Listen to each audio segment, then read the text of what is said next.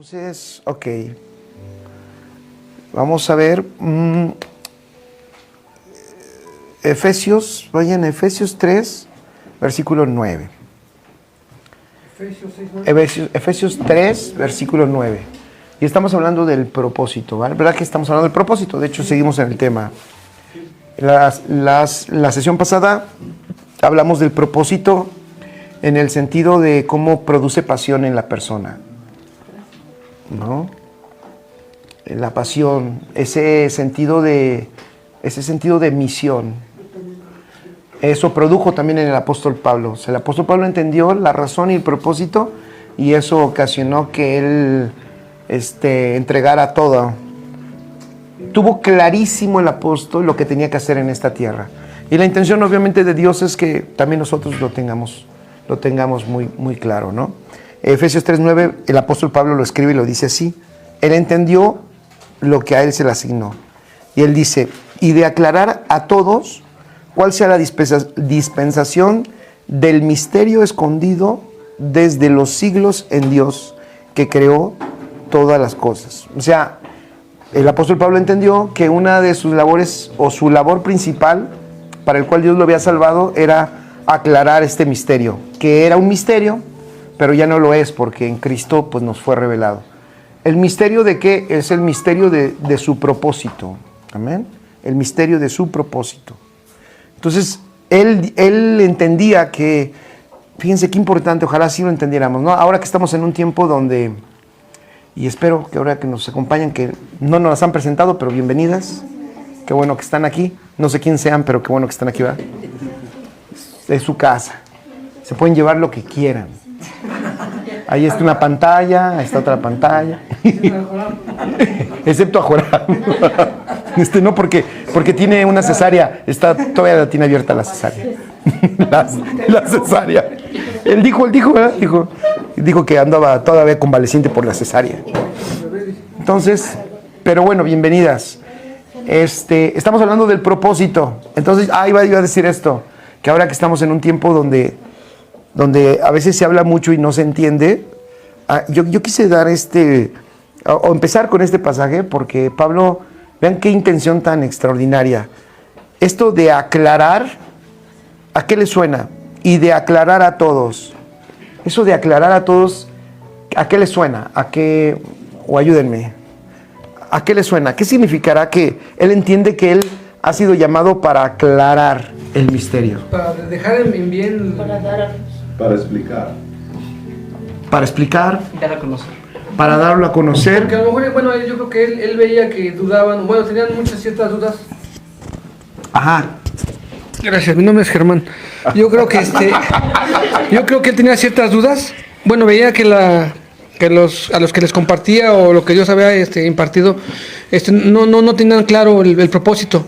Entonces él, al notar que les hacía falta saber bien la dirección que tenían que tomar, entonces dice, pues voy a aclarar el propósito que Dios tiene en cada uno de nosotros. Cuando tú le dices a alguien, Germán, te voy a aclarar esto que le estás diciendo. Que tienes un conocimiento, pero te falta. ¿Ok? No entiendes del todo. Sí. Porque no están convencidos. También, no hay un convencimiento como tal. Ok, todos está bien lo que están diciendo, pero hay algo más y es donde yo me quiero ahí enfocar. Lo correcto, porque ellos ya hablaban de él, pero no lo conocían. Ok, enseñar lo correcto. ¿Qué más se les ocurre? Aclararle. ¿Pero qué es aclarar? Porque es lo que él dice. Y de aclarar a todos. Aclarar es como cuando dices... Quitarle la venda de los ojos. ¿No has estado tú en una plática donde alguien dice una cosa, otro dice otra cosa, y tú dices, yo se los voy a aclarar? Como cuando andan de chismosos, ¿no? Algo así. Pero cuando dices lo voy a aclarar, ¿qué estás diciendo? Que estén todos presentes para que... Como que te voy a explicar. Va a centrar la idea. Voy al punto. Como que va a hablar la verdad, ¿no? Más, hay algo, y es una característica de Jesús, de hecho. Es una característica de Jesús. Lo voy a dejar, es como decir, te lo voy a decir de la manera más sencilla, ¿no? Te lo voy a dejar claro. O sea, lo voy a decir de la manera más sencilla. Con palitos y bolitas. Cuando él dice, y de aclarar a todos, no es hablarlo ni siquiera con palabras rebuscadas, que eso está muy de moda, sino te lo voy a dejar de la manera más sencilla. O sea, tan fácil de entender que te va a quedar claro. Entonces, es lo mismo, es lo que él está diciendo es, a ver, esto lo tenemos que aclarar porque seguramente, de hecho, desde que surge la iglesia y empieza la iglesia a crecer y a crecer en todos los sentidos, hay muchas cosas que se tienen que aclarar, porque ya hay muchos pensamientos, hay muchas corrientes. Bueno, el apóstol Pablo todavía estaba vivo y ya él hablaba al final de tengan cuidado, cuando él se despide de una iglesia, él les previene, les dicen, saldrán de dentro de ustedes hombres malos, también vendrán otros hombres malos, algunos los van a querer sacar de la fe, otros los van a querer desviar. O sea, desde aquel tiempo había personas que desvirtuaban el evangelio. Entonces el apóstol, me gusta esto porque el apóstol lo que intenta hacer es ponerlo sencillo. Ahora, ¿por qué quise empezar a decirlo así? Porque esta es una característica también de Jesús. Ustedes vean, y eso lo pueden estudiar en su casa en la semana. Un día vean, estudien cómo Jesús es una persona que incluso todo lo simplifica. Cuando ellos hablaban, los judíos, de mandamientos, ya se habían olvidado hasta de los 10 mandamientos. Ellos hablaban de más de 600 mandamientos que se les habían puesto encima. Ellos tenían que cumplir más de 600 mandamientos en su vida. Ya se habían olvidado de los 10. Pero a un día ellos veían, obvio, los fariseos, al ver lo que Jesús enseñaba y cómo vivía, pues le quieren poner una trampa, ¿no? Y le dicen, ¿cuál es el más grande mandamiento? ¿Se acuerdan? Sí, sí, sí. ¿Y qué fue lo que contestó Jesús? Y amarás a tu Dios con todo tu corazón y con toda tu mente y a tu... Y ahí simplifica. Él dice, amarás, o sea, amor. Y en ese amor, también él les dice, vas a cumplir, en ese amor se cumple la ley y los profetas. ¿Se acuerdan? O sea, eso que hace Jesús ellos mientras lo querían, ellos querían que se tropezara imagínate, de 600 mandamientos, ¿cuál es el más importante? De 600, ¿cuál será? Dijeron, no nos va a contestar o se va a cuatrapear. Seguro ellos en sus mentes tenían un montón de cosas para ellos muy importantes. Pero Jesús simplifica y dice, si ustedes aman, cumplen toda la ley y los profetas. Todo está cumplido en el amor. Y sí, si te das cuenta, nada más se los digo como detalle, si algún día ustedes leen los 10 mandamientos, 5 mandamientos tienen que ver son horizontales, tienen que ver con nosotros, o sea, con tu prójimo, y los otros 5 mandamientos que tienen que ver con Dios, y todos tienen que ver con amor, porque si tú amas, no robas, ¿no? No robarás, no mentirás. Si tú amas, no le mientes a tu hermano. Amarás al Señor con todo tu corazón, no te harás dioses ajenos delante de mí. Y toda esa lista tiene que ver con amor. Entonces Jesús, para quitarles todo el embrollo de la cabeza, simplifica y dice, todo se encierra en el amor. Y así como eso, dijo un montón de cosas, como cuando les decían en Mateo capítulo 5, también si quieren leerlo en su casa, ahí ves un montón de frasecitas donde Jesús dice, oyeron que les fue dicho, pero yo os digo. Oyeron que les fue dicho, pero yo os digo. Y cuando tú analizas todo lo que Jesús está ahí como corrigiendo, lo que realmente Jesús está haciendo está quitando la paja, está quitando el enredo y está dejándolo de la manera más sencilla. Afirmativo. Sí. Afirmando, ¿no? Jesús, en conclusión, es un experto en la sencillez. O sea, y lo dejó ver, todo lo dejó simple. Creo que hoy es lo que iba a decir hace un rato. Sí hemos tenido el gran problema de que parece que el evangelio, en vez de hacerse más sencillo, se ha hecho más complejo. Y entonces ahora, ¿verdad?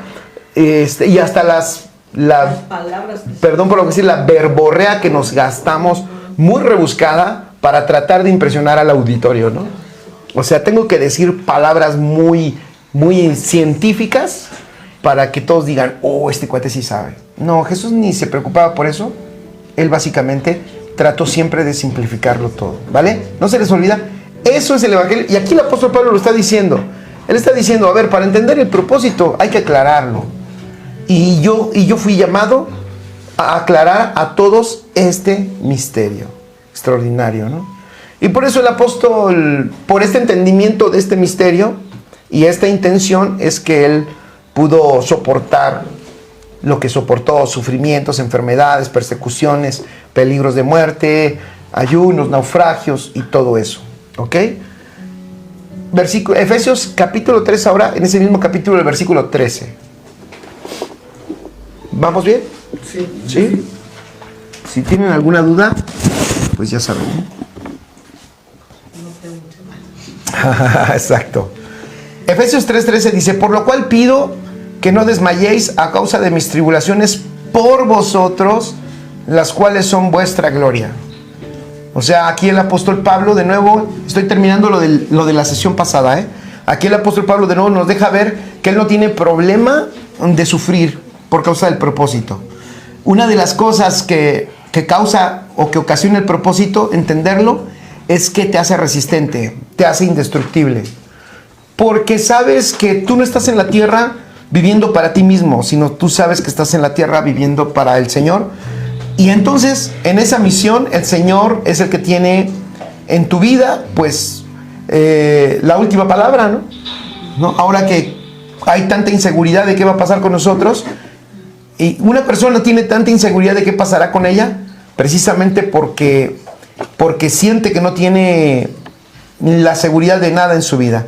Pero cuando tú sabes que estás caminando en un propósito, entonces te mueves como lo hace Jesús, como lo hizo Jesús en la tierra, ¿no? Que aun cuando le estaban diciendo Pilatos, tú sabes que si yo le digo a los soldados que te maten, te matan. Tú sabes que en mis manos está el que vivas o el que mueras. Tú lo sabes, que está en mis manos. Y Jesús, ¿qué le contestó? Nada puedes hacer si no te pagan. En otras palabras le dijo, ¿tú sabes que tú eres un empleado? Fíjense, al rey que le está diciendo, ¿tú sabes que tengo tu vida en mis manos? Y Jesús le contesta, ¿y tú sabes que tú eres un empleado de mi Padre? Tú no tuvieras autoridad si no te fuera dada de arriba. Lo que le está diciendo, eres un empleado, tú no tienes autoridad sobre mí. A mí nadie me quita la vida, por eso dice Jesús, yo la doy, yo la pongo. O sea, vivir en ese nivel, mi querido Ruicel, es maravilloso, es poder descansar. Solo así puedes descansar. Porque de otra manera, Fer, tú vas a intentar arreglar toda tu vida. Y no estoy diciendo que no intentemos en todo mejorar y avanzar, no estoy diciendo eso. Yo creo que todo lo hacemos por naturaleza. Pero cuando tú descansas en que estás caminando en el propósito y sabes que estás en él, entonces tú descansas en saber, a ver, mi vida, mi futuro, mis hijos, la provisión está en él. Esto no depende de mí, depende de él. ¿Cómo lo hará el Señor Noemí? No lo sé, pero lo hará. Y no fallará, porque en su propósito no falla nada. Amén, nada. Fíjense, voy a decir algo, en el propósito no falla nada, aunque falle todo. Aunque las circunstancias. Ajá, exacto. A eso me refiero, ¿sí o no? En el propósito no falla nada, aunque falle todo. ¿No se les olvida? Aunque falle todo. Por eso Pablo, digo, a mí me ponen la primera friga que le pusieron, creo que 3 veces, o cuántas dice que le pegaron azotes, que le dieron 40 menos 1. 40 menos. 3 veces, ¿no? Dijo, me dieron Una vez. 3 veces, no, él menciona, ¿no? No más de una vez, él dice que 3 veces le dieron 40 menos 1 azotes. Yo creo que yo con la primera ahí muero, ahí digo, no manches. O sea, Señor, si me llamaste a hacer esto, ¿por qué me azotan? Y no falta el cristiano que se te pueda acercar y decirte, pues es que a lo mejor te equivocaste. Porque si fuera Dios, todo te saldría bien. ¿No? Si fuera Dios. Hay gente Que así piensa. Ajá. Eso es lo que estamos ahorita tratando de atajar. Que no nos confundamos en que porque las cosas van bien, estamos bien.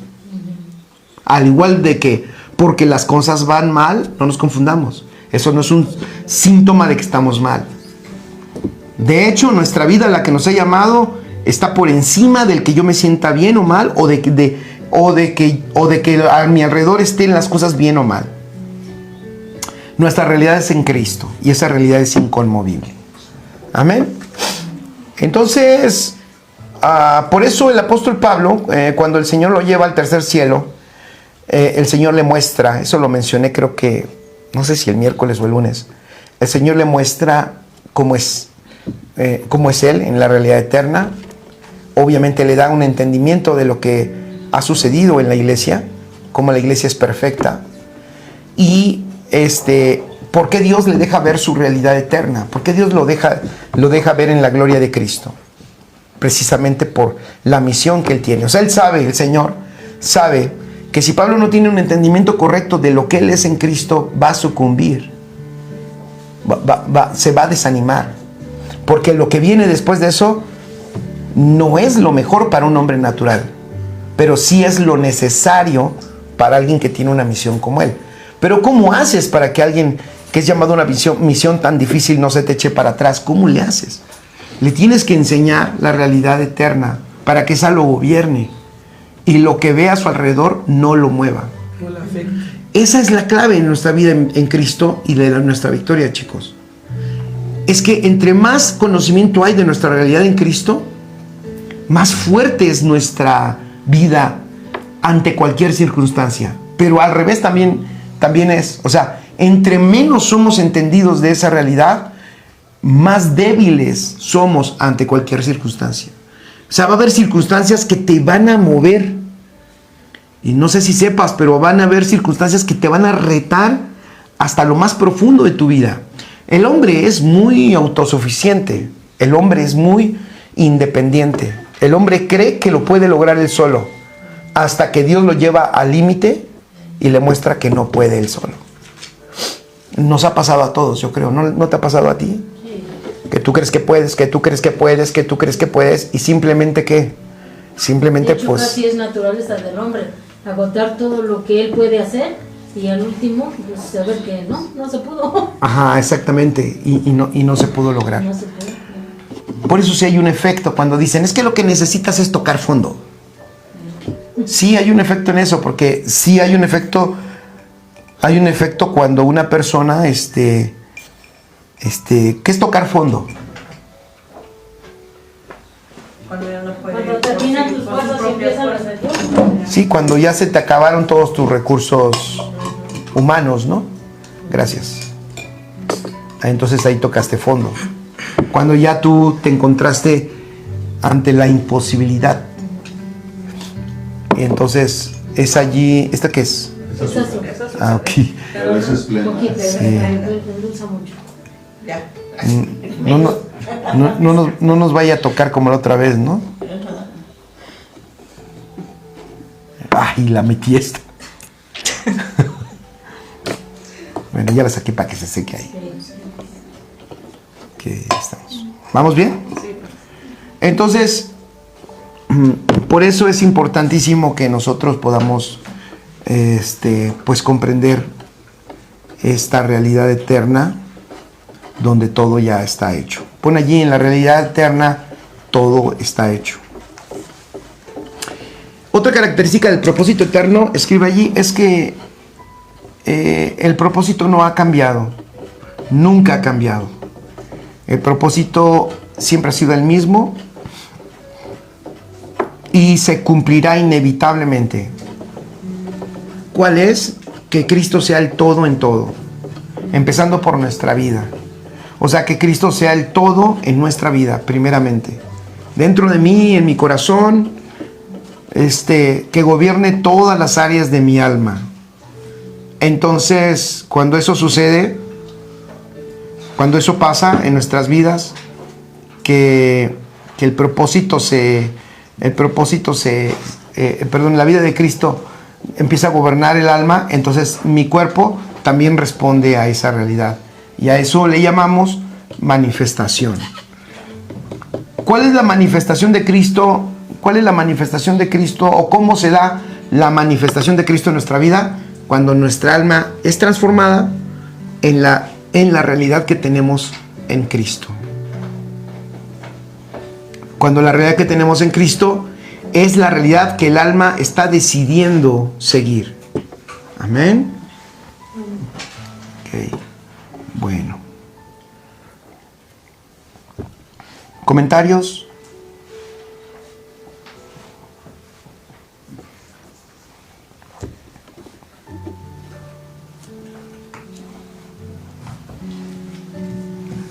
¿No? ¿Ninguno?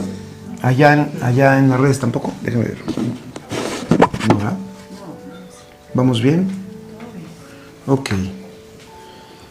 Perfecto. Pongan allí su voluntad. Vamos a ver unos aspectos de la voluntad de Dios.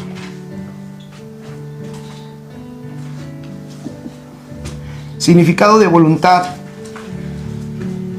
Es un deseo, es una intención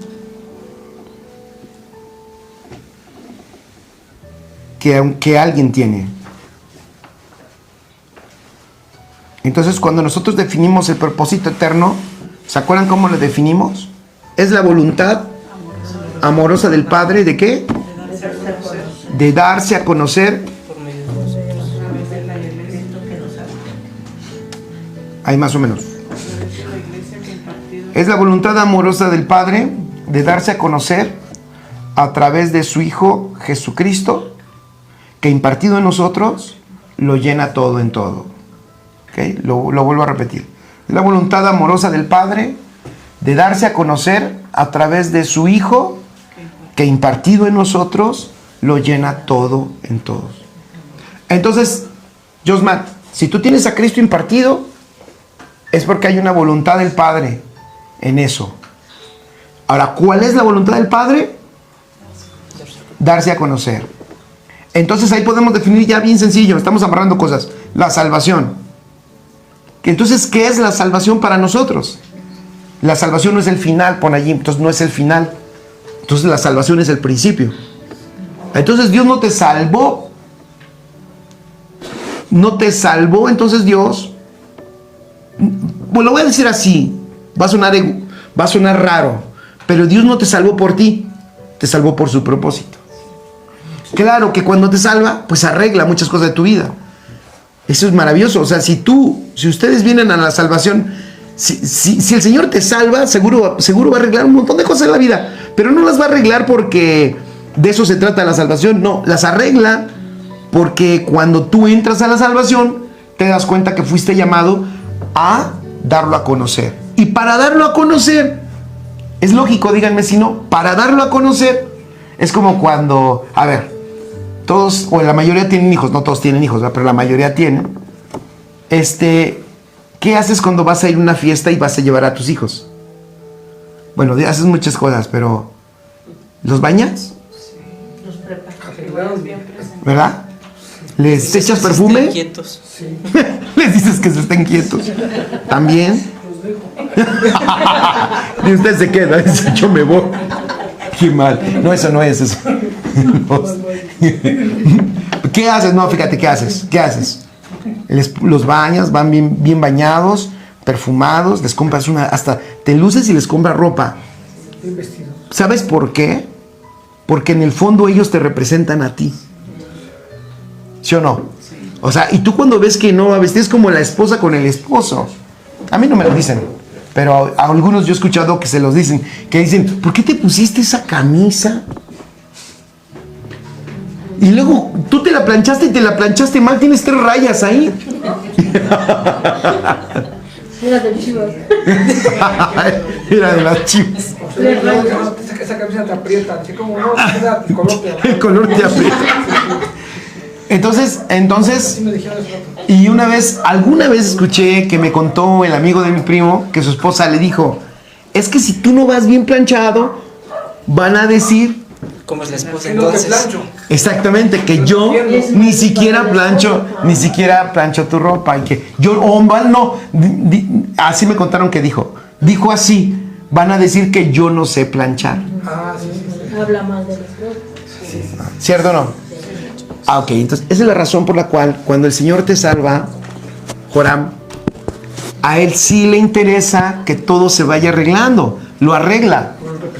Porque lo representamos, pues es lógico, pero ojo, pero ese no es el fin. No, o sea, exacto, ese no es el fin, arreglarte tus asuntos, ese es el principio. El fin es que tú lo representes bien. ¿Estamos bien? Ese es el fin. Y eso cambia toda la ecuación, porque entonces ya nosotros vemos la salvación, en este caso que nos acompañan nuestras amiguitas, que no conocemos, que quién sabe quién son. Preséntalas. Ya lo he dicho como 3 veces, que no conocemos, que quién sabe quién son. No las presentes, hasta el final, porque... No, ahorita. No, preséntalas si quieres. Bueno, A ver, Joram. Abigail y... Bueno, le decimos Mar. ¿Mar? ¿Le dicen Mar? O sea, ¿se llama diferente? Se llama Mariana. Mariana. Ah, ok. Pero le decimos Mar de Ah, ok, cariño. Mar, estás de neta. Perfecto. Mar y Abigail. Abigail. Ah, perfecto. Bienvenidas, ¿eh? Un aplauso. Fíjense, aquí podemos hacer una práctica.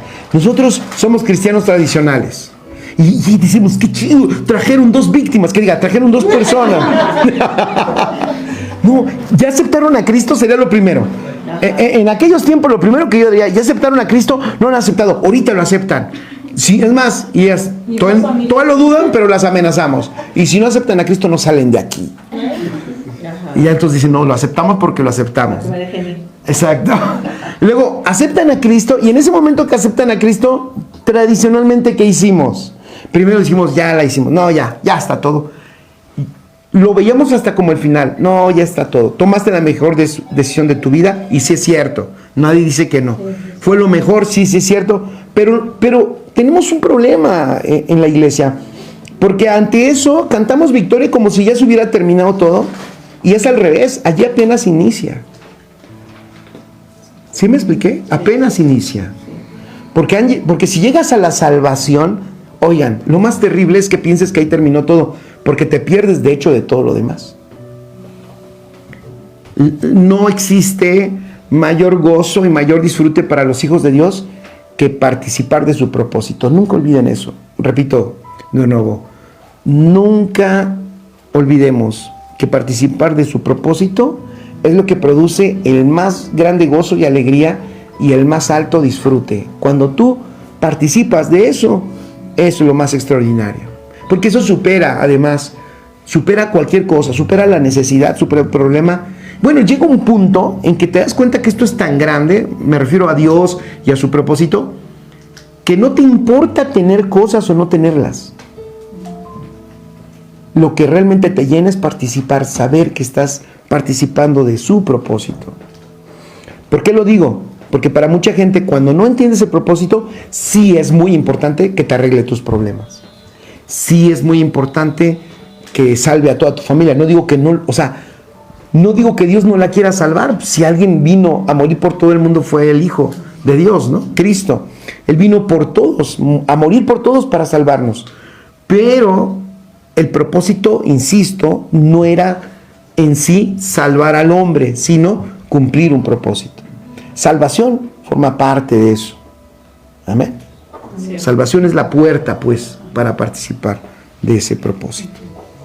Entonces, la voluntad amorosa del Padre de darse a conocer a través del Hijo, que impartido en nosotros, que somos la iglesia, lo llena todo en todo. Entonces dije que es la voluntad. Efesios 1:5, vamos a leer el 1:5, el 1:9 y el 1:11, ¿va? 1:5. En amor, habiéndonos predestinado para ser, aquí estamos viendo la voluntad, en amor, habiéndonos predestinado para ser adoptados, hijos suyos, por medio de Jesucristo, según el puro afecto de su voluntad. ¿Según el qué? El puro afecto de su voluntad. Entonces, nos predestinó para ser sus hijos por el puro afecto de su voluntad. Otra versión dice, por su buena voluntad, por su voluntad que es buena. Efesios 1:9 dice, dándonos a conocer el misterio de su voluntad, según su beneplácito. Esa palabra beneplácito, pongan allí, es su buen placer, o es lo que a él le da placer, el cual dice se había propuesto en sí mismo. Es una propuesta que Dios se hizo en sí mismo. Efesios 1:11 dice, en él asimismo tuvimos herencia, habiendo sido predestinados conforme al propósito del que hace todas las cosas según el designio de su voluntad. Entonces, de nuevo aquí vemos que tenemos herencia y que fuimos predestinados conforme al propósito del que hace todas las cosas según el designio de su voluntad. ¿Qué significa esto? Que Dios no hace nada fuera de su voluntad. Todo lo que Dios hace está dentro de su voluntad. Por eso, por causa de esa voluntad, nosotros ¿qué tuvimos? Tuvimos herencia. Y antes de que tú nacieras, ya Dios tenía un plan preparado. Me encantan estos pasajes porque nos da esa seguridad, esa certeza. Antes de que nosotros naciéramos, ya Dios tenía este plan preparado para hacernos conforme a la imagen de su Hijo. O sea, aunque tú y yo no lo sabíamos, el Señor sí sabía, en algún momento iba a llegar a nuestra vida, en algún momento se nos iba a revelar, y con la intención de ¿qué? De que nosotros participemos de su propósito, que es hacernos conforme a la imagen de su Hijo. Amén. Escribe allí, y el propósito, este propósito, así como lo ves, porque es desde antes de que tú nacieras, y tampoco se termina cuando tú mueres, es un propósito eterno, o sea, está antes de nosotros y después de nosotros. Entonces es más poderoso este propósito, escribe allí, es más poderoso que la caída, es más poderoso que el pecado, es más poderoso que cualquier accidente de los hombres. Por eso cometemos un error cuando a una persona que falla, inmediatamente se le juzga, se le condena y se le desacredita, o se le manda al infierno, o pensamos que Dios ya no lo ama o ya no lo quiere porque cayó, porque pecó. No olvidemos nunca que el propósito es más grande que la caída. El propósito siempre es más grande que la caída y que cualquier accidente que los hombres hayan tenido. Y la Escritura está llena de eso. ¿Quién me da ejemplos de personas que cometieron graves fallas y sin embargo Dios las usó? David es un ejemplo. ¿Qué fue lo que hizo David? Díganme el nombre y lo que pasó, ¿vale? Para que los que nos escuchan lo escuchen completo. Ok, David se acostó con la esposa de uno de su ejército, y para que él no se diera cuenta lo mandó matar. O lo mandó al frente del ejército y ahí falleció, ¿no? Para que él no se diera cuenta. Sí. Y era Betsabé. Terrible, ¿no? Se acostó con la mujer de su amigo y fiel. Y además era su amigo y era de los más fieles. De los valientes. Se acuesta con su esposa. O sea, no solo cae en adulterio, sino después asesina a su amigo. Porque lo manda al frente a propósito para que lo maten. Y después en la Biblia dice que David era conforme al corazón de Dios. Increíble, ¿no? ¿Saben qué nos muestra esto? Que siempre el propósito es más grande que la caída.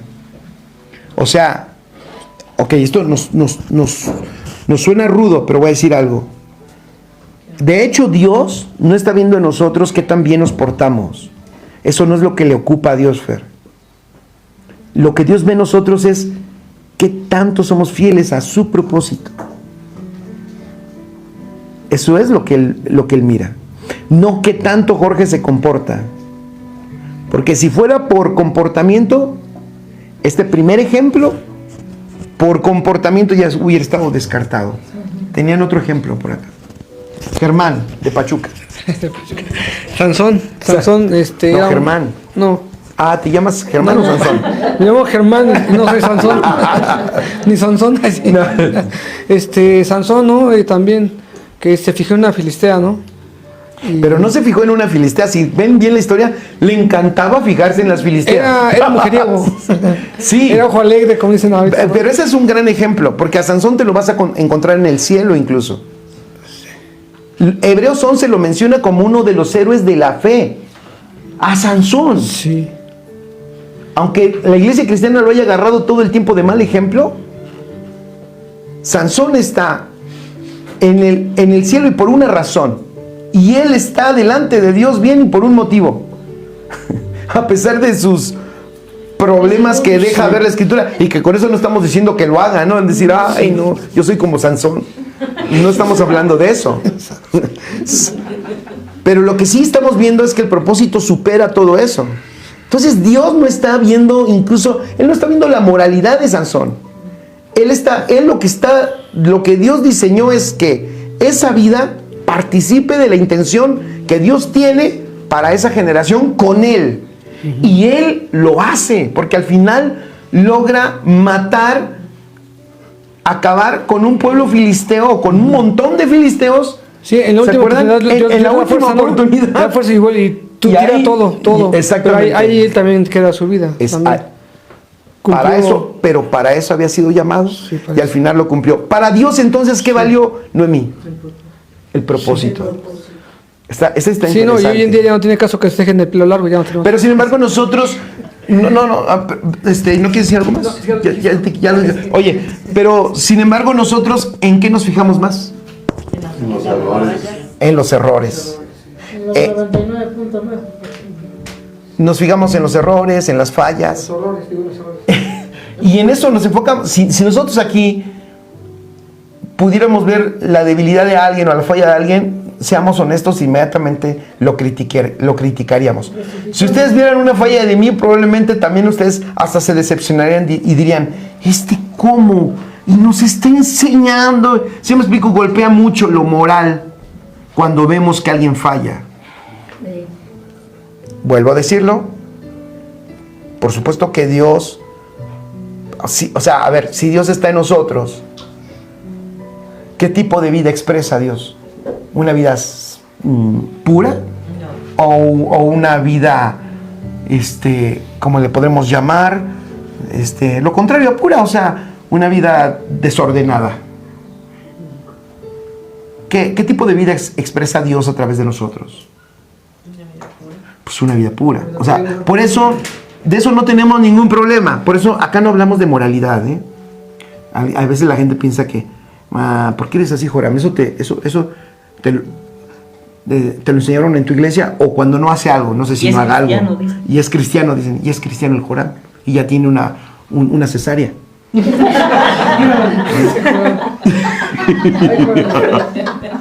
Y es cristiano, dice, ¿no? Entonces, alguien, ya se me olvidó lo que iba a decir. La triste cesárea, me imaginé a Joram con una cesárea. Al rato van a decir que Me perturbó. No esperaba. No, es que para nosotros, y esto ojalá nunca lo olvidemos, lo que para nosotros muchas veces es importante, para Dios no lo es. Sin embargo, vuelvo a decirlo, no estamos diciendo que hagamos lo que sea, porque de hecho la vida de Cristo en nosotros expresa la vida más extraordinaria, más perfecta que se puede expresar. Por eso, por eso moralidad no nos ocupa. Lo que nos ocupa es que Cristo en ti crezca y viva, porque eso solito Cristo va a expresar la vida más extraordinaria. Se va a alejar de lo malo, de lo dañino.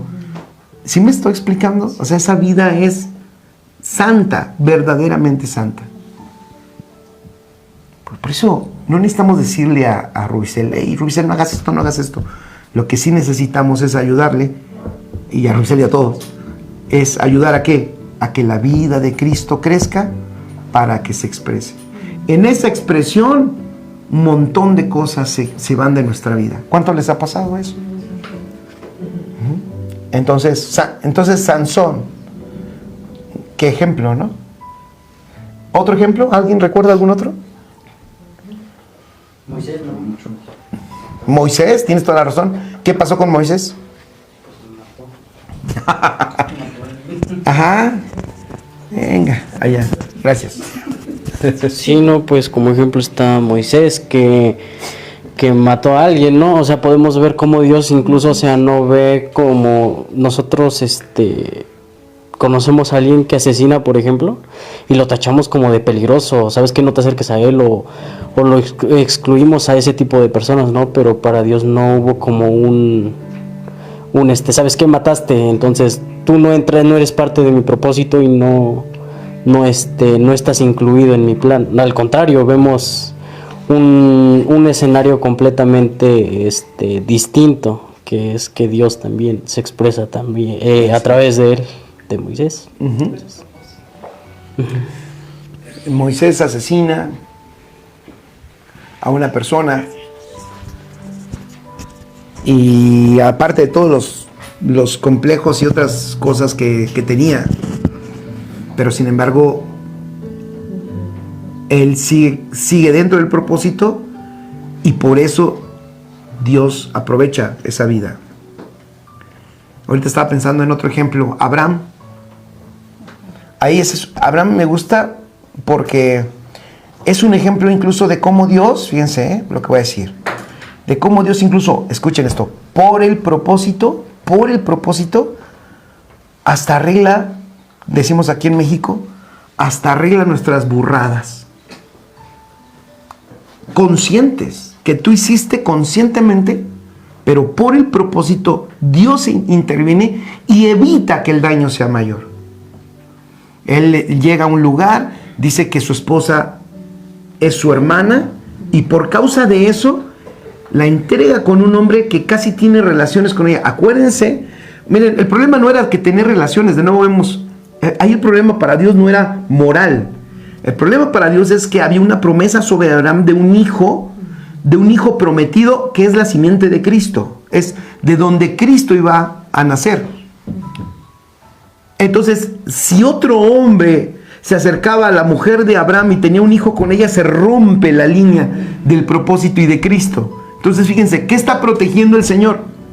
El propósito. Entonces, aunque Abraham está perdido, entrega a su mujer y el otro está a punto de acostarse con ella, se le aparece un ángel al rey pagano, al hijo del diablo, pues, como le quieras decir, y le habla y le dice, no la toques. Cuando el otro ya la había entregado. Ese es el poder del propósito. O sea, Dios no está guardando ahí a Abraham. De nuevo, podemos pensar, qué bueno es con Abraham. O sea, es que Dios es bueno, pero no es que qué bueno sea con Abraham, es que Dios guarda su propósito. Porque tenía que cumplirse. Claro, porque tenía que cumplirse. ¿Te das cuenta? Sí. Tuvo que usar lo sobrenatural. Claro. Imagínate que le tiene que hablar a alguien que no tiene a Dios y más bien el que tiene a Dios está entregando a la mujer. Sí, perdón por lo que dije, Robert, a lo mejor no está mal. Seguramente sí estás mal. Está mal. No, es broma. Pero aún así, cuando Dios va a cumplir el propósito y también nosotros, pues Dios siempre va a actuar de manera sobrenatural. Sí. Nosotros a veces no lo vamos a entender. Exacto. Pero por eso que estás diciendo es importante. Muchas de las cosas que pasan en nuestras vidas no las entendemos. Y vuelvo a decirlo, y eso no significa que la cosa esté mal. Por eso es importante entender el propósito. ¿Por qué? Porque el propósito está por encima de lo bueno o lo malo, del tiempo de paz, del tiempo de guerra, del tiempo de salud, del tiempo de enfermedad. Si no tenemos entendimiento del propósito, Germán, vamos a definir mal esos tiempos. Y si esos tiempos los definimos mal, no los vamos a poder aprovechar. Perdón que te haya interrumpido. Sí, no, sí, y es que pues a veces no entendemos el propósito de Dios, pero cuando nosotros a veces buscamos explicación del por qué, y como dices tú, a veces estamos haciendo las cosas bien y decimos, ¿y por qué eso y por qué el otro? Pero porque Dios tiene un propósito. Y a veces nosotros en nuestros intereses personales pues nos salimos de los propósitos de Dios. Pero como tú dices, cuando Dios tiene un propósito, pues va a usar de una u otra manera. Pues no decir un castigo, ¿verdad? Decimos una corrección, ¿no? Porque nos ama. Y porque muchas veces pues necesitamos y tenemos ese llamado a ese propósito. No lo entendemos, pero al final lo terminamos comprendiendo. Y al final se termina cumpliendo, ¿no? Entonces, el propósito es mucho, mucho más poderoso que que tu caída. Voy a ser directo. Claro. Que tu caída, ¿vale? Esto nos ayuda. ¿Para qué? Para que cuando caigamos nos levantemos. ¿Amén? Sí. Aquí el punto no es caer, más bien el punto es levantarse. ¿No? El punto no es fallar. De hecho, Dios sabe. Una vez me dio mucha paz, hace muchos años. entendí algo que me dio mucha paz, y me dio mucha paz. Yo tenía siempre conflictos, no sé quién ha tenido conflictos yo siempre digo que es una dinámica destructiva, esa dinámica de que ando en una rachita de portarme bien y me siento bien. Hombre, y me siento tan bien que critico al que falla. O sea, ando yo tan bien que al que falla, ese cuate está remado. Y todo. Pero después caes y ¿cómo te sientes? Y entonces yo tenía un conflicto, porque yo mientras andaba con buena racha, andaba con todo, me sentía espiritual, pero cuando algo caía, hacía algo mal, me iba al piso, me iba al suelo y sentía que entonces ahora me iba al otro polo. Dios no me ama, creo que está enojado conmigo. Tenía cuidado de subirme al metro, pero no irme a la orilla, porque dije, capaz que Dios me empuja y aquí ya se deshace de mí, ¿no? ¿Saben? Y se acabó. Y no estoy bromeando, ¿eh? Así lo pensaba. Entonces yo me recargaba a la pared del metro, porque yo dije, no, pues, ando tan mal que seguro ahorita Dios dice, ya, vete. Tururú, tururú, y ahí quedó. Entonces, un día Dios me dijo, y si yo te digo, y si yo te digo que, porque yo conozco todo, presente, pasado y futuro, y si yo te digo que yo te conozco de tal manera que ni siquiera conozco solo tu presente, conozco tu pasado, pero también tu futuro. O sea que yo te salvé aún sabiendo lo que ibas a hacer. Oh, eso me pegó para bien. Alguien dirá, no diga eso, pastor, porque va a hacer que todos pequen sin... No. Cuando yo entendí eso, de hecho, eso provocó en mí tal agradecimiento que dije, no, ya... O sea, con más razón quiero hacer lo que Él quiere. Y quiero dejar de hacer mi rollo. ¿Sí me explico? Pero me dio una paz porque dije, wow, o sea que esta falla, este tropiezo, Señor, pues ese tropiezo yo ya sabía que lo ibas a vivir y lo ibas a padecer. Y aún así te salvé, y aún así te llamé, y estás en mi propósito. Así que levántate y vamos a la siguiente estación. Entonces escribe, el propósito tiene que ver mucho con el entendimiento. Esa voluntad de Dios, o sea, esa voluntad de Dios, esa voluntad divina, tiene que ser entendida. ¿Tiene que ser qué? Entendida. Efesios 5:17.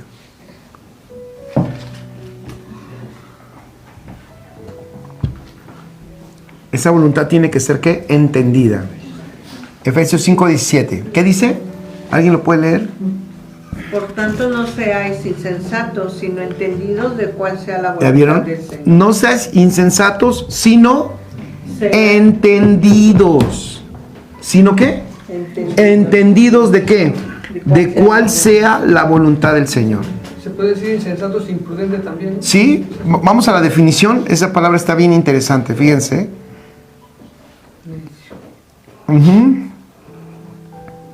Vamos a buscarla, es Efesios 5:17, ¿verdad? Ahorita se las doy para que también la tengan allá nuestros amigos que nos siguen. Por tanto, no seáis insensatos. La palabra insensato es afron. Afron, que significa... afron es griego, palabra griega, afron, que significa sin sentido o estúpido. ¿Ah? Estúpido. Por implicación, ignorante. ¿La vieron? Fíjate qué está diciendo. Está fuerte, ¿no? Pero vamos a decirlo, es la definición, ¿no? O sea, no es... Porque, bueno, estúpido no es una grosería, es una condición. Es un adjetivo.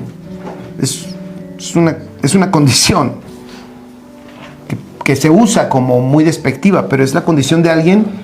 Miren, una vez me enseñé sobre esa palabra, porque esa palabra te la encuentras en varios pasajes. Déjenme acordarme cuál es, y hay uno muy interesante que nadie se imagina que esa palabra está. Creo que es la de que la palabra no es de interpretación particular, algo así. Esa de interpretación particular, la palabra particular es esta misma, es insensatez o estupidez. Porque en el griego la palabra estúpido es alguien, escuchen esto, En el griego la palabra estúpido era alguien al que se encerraba en sus pensamientos solamente y se olvidaba del mundo exterior. Ese era un estúpido. Por eso esa palabra sí se le puede aplicar a alguien que tiene problemas mentales y que está en un lugar de asilo de problemas mentales. Y esa gente que está en sus pensamientos, ¿sí han visto? Es triste ver una persona así, vamos, como se les dice esta fea, esta palabra, como loquito. Lo digo con respeto, pero es alguien que está en sus propios pensamientos y olvidándose de todo lo exterior. Hay una palabra que define ese tipo de personas y es esta misma palabra, afron, o estupidez, o a esas personas hace 2000 años se les decía estúpidos. Imagínate. Entonces, un estúpido, ¿quién es? Ojo, fíjense, un estúpido, ¿quién es? Suena fuerte, ¿no?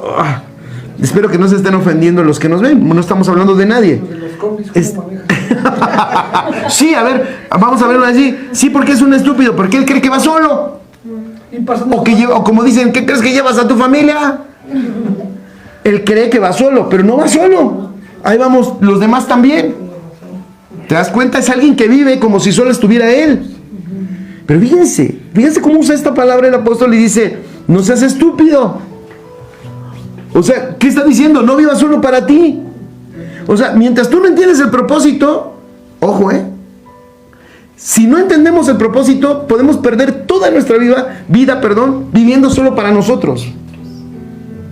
La única manera de librarnos de nosotros mismos es entendiendo su propósito, su voluntad, su diseño y nuestra participación en esa realidad. Si no sucede así, podemos vivir 10, 20, 30, 40, 50, 60, 80 años, 100 años, perdón por lo que voy a decir, como un estúpido que solamente está viendo su propia vida y no ve nada más. Está cañón, ¿no? Ya me acordé la palabra. Es que esta misma palabra en otro texto se le llama idiotez. ¿Sí se acuerdan que algunas hablé de la idiotez? Está fuerte, ¿no? Pero idiotez, pastor. ¿De eso habló? No, es que esas son, vamos a decirlo así, esas son patologías humanas que operan contra el propósito divino. Es una persona encerrada en sí misma. Dice aquí por implicación ignorante. Fíjense, por implicación ignorante, dice específicamente egoísta, prácticamente imprudente o moralmente incrédulo. ¿Qué paquete? Lo voy a repetir. Es una persona propiamente sin sentido, estúpido, por implicación ignorante, específicamente egoísta, prácticamente imprudente y moralmente incrédulo. Entonces Pablo dice, no seas eso. Y la única manera de que no seas eso, ¿cuál es la única manera de que no seas eso? Que seas entendido, pon allí. El antídoto a eso es ser entendido de cuál es la voluntad del Señor. ¿Por qué? Sí, es lógico. Porque cuando comprendes la voluntad de Dios, dejas de vivir para ti mismo y empiezas a vivir para el Señor. Te saca de la estupidez y de la... Perdón por... y de la idiotez. Ay, Señor. Alguien dirá. Ahí lo estamos viviendo egoístamente. Gracias. Ahí lo vemos como egoístamente. A lo mejor la palabra lo dice como una condición, pero si lo estamos haciendo egoístamente en una iglesia o en una congregación o en la vida misma, que no queramos incluir a más gente porque pensamos que sí, es nuestra vida o es nuestra congregación, pues estamos actuando como tal, aunque sí, no sea nuestra condición. Qué bueno que toca ese mundo, es que afecta a todo. Y lo vemos en Jonás, por ejemplo. En Jonás, que le manda a predicar el Señor a Nínive y se va para otro lado. Egoístamente no quiso, o sea, pensando que el reino es de Jonás. Jonás es otro ejemplo de lo que estábamos hablando. Claro. Él agarra, Dios lo mandó al norte y Si tú ves un mapa, Dios lo mandaba a Nínive, al norte, y él, ¿sabes para dónde agarró? Para el sur. Y ahí va, ¿pero qué hace Dios? Arregla su problema, le manda una ballenita, un pez grande. No dice que era una ballena, pues no vas a pensar que es Pinocho, ¿eh? Manda un pez grande, se lo traga y me lo manda al norte. Ese es Dios arreglando nuestra estupidez todo el tiempo. Exacto. Perdón, pero es la verdad. Piénsalo, piénsenlo. Es bueno Dios. Ahora, tú dirás, bueno, sabes, estupideces para que las arregle. No. Dios no es su labor de Él, pero Él guarda su propósito. Pero qué necesidad de pasar por eso. Y porque además pierdes tiempo, ¿no? ¿Qué perdió? ¿Qué sí podemos decir? Ok, ¿qué sí podemos decir que perdió Abraham, que perdió David, que perdió Jonás? Tiempo, piénsenlo, tiempo. Y hasta cierto punto, sufrimiento. Sansón, gracias, también tiempo, gracias. Y padecimientos en esta tierra, tienes toda la razón. Porque pagaron también la consecuencia. Ahí andaba el otro, la humillada que le dieron a Sansón. Dándole la vuelta a ese molino. Junto con los burros ahí. Es una humillación. Después de ser el A ver, ejemplo. ¿era la voluntad de Dios que lo humillaran? No. Ese fue el rollo en el que él se metió. Su insensatez, su pensar que vivo para mí. Me gusta esta y voy allá, y me gusta esta y voy allá, y me gusta esta y voy allá. Él piensa que es para él y Dios. A ver, hermano. Ubícate, porque tú estás en la tierra con un propósito. Y mientras no lo entiendas, vas a padecer consecuencias. Qué buen punto, ¿no? Qué bueno que estamos hablando de eso. Ya que estamos en materia. En materia, sí. Pedro fue uno de ellos que nada más quería que los judíos fueran salvos. Sí. Hasta que Dios le abre Un nivel los de ojos. egoísmo. Exacto. Él pudiera sentirse no egoísta, pero lo era pensar que solo su pueblo. ¿Cómo hay tanta gente que piensa que solo su familia? Yo veo gente en serio, re familiar, es que mi familia lo es todo. Y hacen todo por su familia. Alguien dirá, pastor, entonces no está bien. No estoy diciendo que esté bien o que esté mal. Lo que estoy diciendo es que, ojo, si en tu entendimiento no está el propósito, tu familia puede ser el gran tropiezo de entender algo mayor, el propósito del Padre, ¿sí o no? Es así. Sí. Noemí. Soy Noemí. Para que te conozca. Pero también hay aquellos que abusan de su propósito. Por ejemplo, Juan el Bautista, que Dios lo llamó para preparar el camino del Señor y después él quiso hacer su propio negocio, ¿no? O sea, digamos, quiso abusar de ese llamado que tenía y después como que quería hacer competencia con Jesús. No sé si se le puede llamar que abuse del propósito, porque pues el propósito es divino y nadie lo puede ni alterar, y su propósito tampoco participa de las necedades del hombre. Más bien lo que pienso, que te entiendo lo que comentas, Noemí, es que ahí podemos encontrar un ejemplo de alguien que pierde de vista el propósito. Entonces tú pierdes de vista el propósito, vuelves a caer o estás en peligro de volver a caer en una dinámica donde Dios no tiene nada que ver, sino son tus propias intenciones. Consecuencia, ¿qué le pasó a Noemí? ¿Te acuerdas? Le cortaron la cabeza.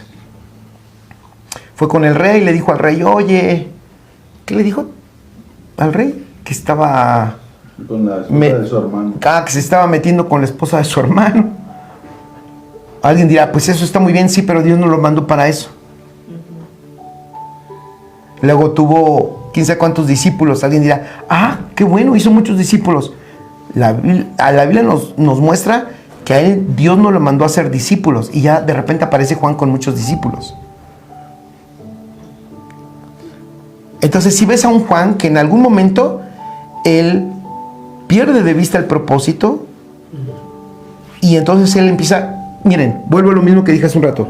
Si no caminamos, muchachos, nunca olviden esto, ¿vale? Si no nos volvemos a ver por alguna causa, no pueda suceder. Nunca olviden esto. Si te sales del propósito, inevitablemente vas a terminar haciendo otras cosas que no tienen nada que ver con Dios. Nadie puede vivir sin un propósito, de hecho. Pero el problema es que si no es el de Dios, esto es lo que quiero decir, si no es el de Dios, es el tuyo. Por ahí parece que Pablo dejó un ejemplo que dijo, ¿no? Si te estoy enseñando algo que no está de acuerdo al Espíritu. A mí mismo también. Si usted lo dijo, ¿no? Y él Si hace un ángel que venga, o un siervo, o yo mismo que venga, que te dé otro evangelio diferente, claro, pues es el evangelio del propósito eterno. Y te hable de otra cosa, así sea yo. Sí lo dijo, ¿eh? Sí, sí lo dijo, sea anatema. Ese así sea yo también a ese le encuentro, a esa frase de donde él se pone, eso le da un gran peso, porque eso significa que él entiende que esto del propósito es algo a lo que intencionalmente nunca debemos de abandonar. No se debe desviar. No se debe de desviar. Tal Y eso, como- tal como es, y eso es intencional, Joram. Nunca, nunca. Porque si no terminarás haciendo otras cosas que Dios no te mandó a hacer. Y lo que Dios no mandó a hacer, Noemí, Dios no está obligado a respaldar ni a bendecir. Él no respalda, ni bendice, ni prospera nada que no esté en su voluntad. Lo acabamos de leer. Él opera conforme a su voluntad. Fuera de su voluntad, así tú le grites, patalees, ayunes, ores, hagas lo que hagas, fuera de su voluntad, Dios no está obligado a responder. Y si alguna vez te respondió, no es porque oraste, pataleaste y no sé por qué haya sido, probablemente podrá haber sido por misericordia o tú interpretaste algo diferente. Paz. Pero entonces, el hacer el propósito, creo yo que tampoco Dios está obligado a bendecirte. En el propósito sí. Pero ya estás bendecido.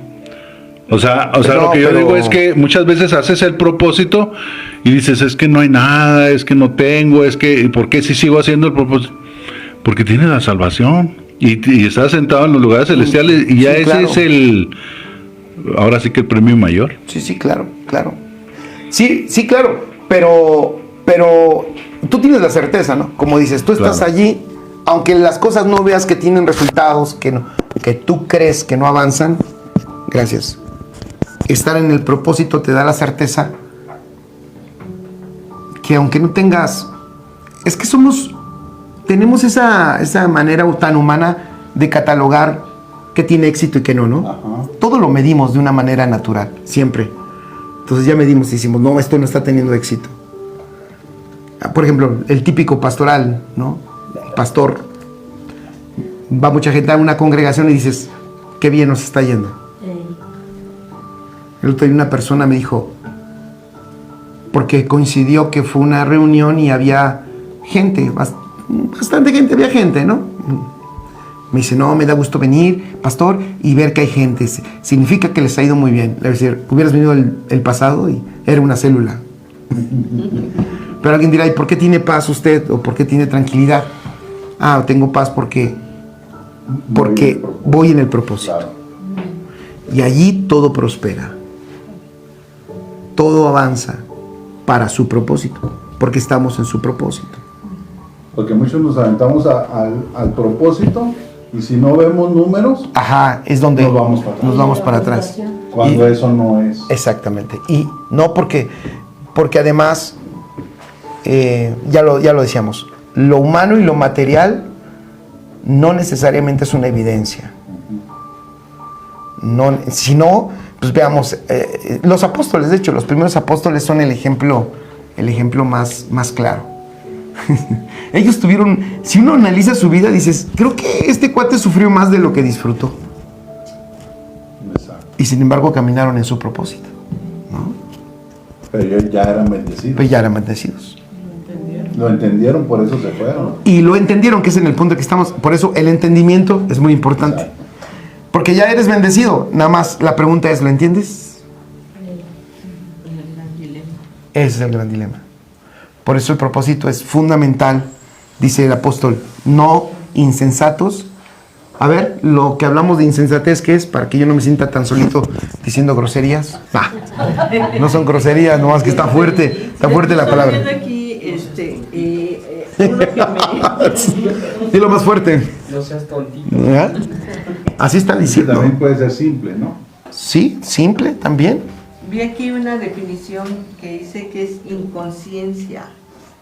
O sea, dice, describe acciones tomadas sin sentido común o sin medir las consecuencias. Inconsciente. Vamos a aplicarlo acá. Sí entra. Xochitl, ¿inconsciente de qué? Inconsciente del propósito de Dios. O sea, estás ausente.